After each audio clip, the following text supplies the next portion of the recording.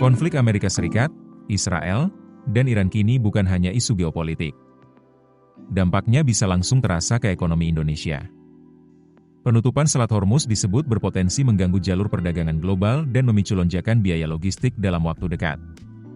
Ketua Umum Asosiasi Pengusaha Indonesia, Sinta Kamdani, menyebut dampak paling langsung adalah gangguan rute perdagangan, khususnya menuju Timur Tengah. Saat ini, Selat Hormuz yang merupakan jalur strategis perdagangan energi dan komoditas global ditutup, dan kapal-kapal komersial dilarang mendekat.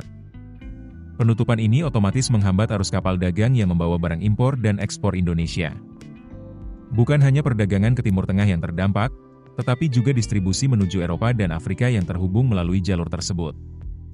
Menurut Sinta, pelaku usaha harus mengantisipasi kenaikan biaya perdagangan.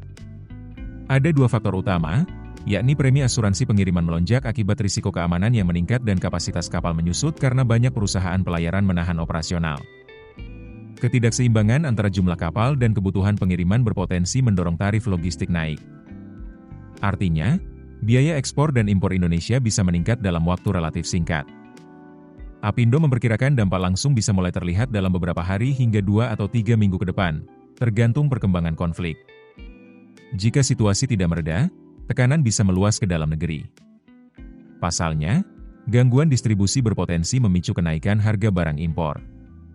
Mulai dari bahan bakar minyak hingga komoditas konsumsi seperti kurma, yang permintaannya meningkat saat Ramadan dan Lebaran. Lebih jauh lagi, gejolak di Timur Tengah dapat mengguncang stabilitas harga minyak global. Jika harga minyak melonjak, dampaknya bisa menjalar ke beban impor energi, beban subsidi pemerintah, cadangan devisa, neraca pembayaran dan nilai tukar rupiah. Ini yang disebut Apindo sebagai risiko terhadap fundamental ekonomi nasional. Karena itu, dunia usaha berharap pemerintah bergerak lebih cepat dan preemptif.